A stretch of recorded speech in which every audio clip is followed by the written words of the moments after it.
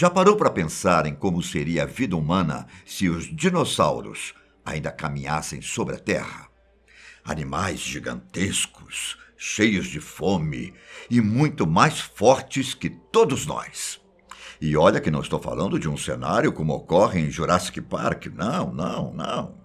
Falo dos dinossauros por todo o planeta. Nossa sorte é que eles foram embora há cerca de 66 milhões de anos. Muito tempo antes dos primeiros Homo sapiens sapiens verem a luz do dia. E se eu te perguntar como eles se foram? O que você responderia? Tecnicamente, não existe uma confirmação 100% oficial a respeito de como eles foram extintos. Apenas as chamadas teorias mais aceitas. Qual a sua? Eu sou Ivan Lima e, em nome dos dinossauros, peço que você aproveite este momento e já deixe um like aqui embaixo com carinho. Se você tem outra hipótese ou teoria, já deixa nos comentários e faz a sua inscrição no canal. Nosso planeta ainda é uma massa rochosa, repleta de mistérios em sua profundeza. Os fundos dos oceanos não são mapeados e pedaços dos polos ainda não foram analisados completamente. Deus criou a vida na Terra? Ou a evolução tomou conta do recado? E se tiver sido os dois? Bom, só nos resta investigar os vestígios do passado para tentar entender o presente. Vamos analisar o contexto. Antes de existir todos os continentes que conhecemos hoje, o planeta possuía apenas uma grande massa de terra chamada Pangeia. Um continente colossal que estava por aqui entre 280 e 180 milhões de anos atrás. E sim, os dinossauros habitavam a Pangeia. Na verdade, eles sobreviveram até mesmo à deriva continental que gerou os outros blocos continentais. Quando o meteoro atingiu a superfície do planeta, os dinossauros já estavam espalhados pelo mundo, o que não facilitaria que somente o impacto do objeto acabasse com as feras. Os cientistas afirmam que a rocha espacial, com um tamanho de 6 a 14 quilômetros, acertou a Terra aos incríveis 72 mil quilômetros por hora. O resultado? Um buraco gigantesco, com 200 quilômetros de diâmetro, na península de Yucatán, lá no Golfo do México. Cratera de Chicxulub. Por mais que o estrago pareça ser gigante, não foi uma colisão que eliminou os pobres animais. Sabe Matrix, quando os humanos dão um jeito de impedir que a luz solar alimente as máquinas? Então, algo parecido aconteceu. Uma nuvem de poeira colossal subiu até a atmosfera, impedindo que a luz solar chegasse aos seres vivos. Acredita-se que, caso o asteroide tivesse caído em outra região, talvez as consequências fossem diferentes. Isso porque, ao se estraçalhar em uma área repleta de rochas de gesso mineral, o impacto do meteoro liberou grandes quantidades de enxofre na atmosfera. Para você ter uma ideia, cientistas estimam que o impacto foi o equivalente à explosão de 10 bilhões de bombas atômicas lançadas em Hiroshima. Só que essa extinção em massa não foi a primeira encontrada em nosso planeta. Para minha e para sua surpresa, o planeta já passou por inúmeros fenômenos que levaram animais embora. Antes do período Cretáceo, que é o que estamos falando aqui, mais especificamente há 444 milhões de anos, os animais rastejavam ou nadavam. Em um momento de resfriamento do planeta, as águas congelaram e muitas espécies morreram congeladas no oceano na segunda pior extinção em massa conhecida pela ciência. Em outro período, há 383 milhões de anos, os novos animais que repovoaram o planeta enfrentaram uma calamidade diferente. Com o crescimento gigantesco das algas, devido ao aumento de nutrientes no oceano, o oxigênio da atmosfera foi sugado e boa parte das espécies, não todas, morreram sufocadas no processo. Planeta novamente recuperado, o ambiente estava propício, digamos assim, para uma nova catástrofe.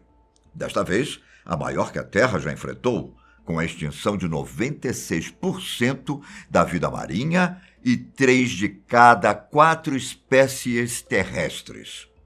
Tudo há 252 milhões de anos, por conta de toneladas e toneladas de gases vulcânicos, que acabaram com a camada de ozônio, aumentando a temperatura do oceano e prejudicando os animais terrestres com chuva ácida.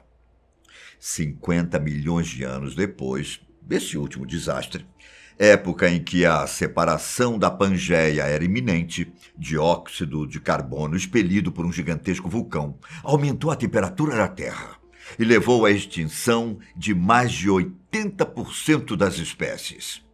E então, chegamos à extinção dos dinossauros. Como falei anteriormente, o impacto do asteroide aconteceu na península de Yucatán. Contudo, caso a colisão do meteoro acontecesse no Oceano Profundo, o efeito dominó de desastres não teria sido tão grave. O biólogo evolucionista Ben Garrod afirmou que o impacto no Oceano Atlântico ou no Oceano Pacífico ocasionaria em menos rochas vaporizadas na atmosfera e uma nuvem menos concentrada impedindo a luz do Sol. Bom! Infelizmente, não foi o que aconteceu. Sem os raios solares, a temperatura caiu drasticamente e as plantas impossibilitadas de fazerem fotossíntese morreram no processo. Uma espécie de inverno global. Comprometida, a queda da cadeia alimentar gerou um efeito em cascata de mortes. Animais herbívoros morreram de fome ou de frio. Os animais carnívoros perderam suas presas e uma crise global deixou o mundo inabitável. Era o fim dos dinossauros e também um marco para o encerramento do período Cretáceo, o último da Era Mesozoica. Uma hipótese parecida com essa afirma que não foi apenas um meteoro que acabou com eles, mas sim a queda de inúmeras rochas espaciais, o que teria gerado um ambiente inóspito para os dinossauros. Outra teoria afirma ainda que um meteoro realmente caiu, mas que ele não gerou todas as consequências que imaginamos. A Terra estaria passando por mudanças e mais mudanças no clima, antes mesmo do impacto. Um estudo afirma que várias espécies foram extintas por conta de uma imensa atividade vulcânica na Índia. Quando o meteoro chegou, a superfície e a atmosfera do planeta estava hostil. Sem conseguirem se adaptar, o processo de extinção dos dinossauros foi gradual. Após analisar antigos segmentos no fundo da bacia de um lago, os pesquisadores perceberam que a temperatura da água já estava aumentando milhares de anos antes do asteroide chegar. Um clima quente, desestruturado e propício para novas consequências acabou com a vida de inúmeros dinossauros. Agora pense, com a temperatura crescendo durante centenas de milhares de anos, o que aconteceria se houvesse um resfriamento repentino? Alguns poderiam ter viajado para os polos, se adaptando devagar ao contexto mais quente. Só que um resfriamento inesperado, a adaptação seria interrompida e as feras não aguentariam o processo. Ok. Erupções vulcânicas, meteoro, inverno global. Os dinossauros não tiveram sorte mesmo, não é? Bom, não parou por aí, não. Um estudo de pesquisadores da Universidade de Yale investigou que a queda do meteoro rapidamente acidificou as águas do planeta e causou um colapso duradouro para a fauna e flora.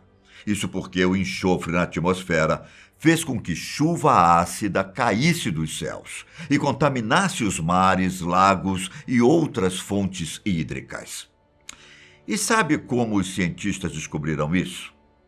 Foram analisados fósseis de pequenos plânctons com conchas, conhecidos como foraminíferos, encontrados aos montes no oceano, Com a observação do isótopo de boro, foi possível chegar aos dados de quão ácido era a água, no momento em que o fóssil foi formado. A queda de pH levou à rápida extinção de organismos que eram a base da cadeia alimentar de vários outros animais. Outra suposição interessante aprofunda ainda mais as consequências da natureza. Sherman Silber, especialista em infertilidade lá do Missouri, nos Estados Unidos, defende que as feras foram extintas porque não havia fêmeas o suficiente para acasalamentos.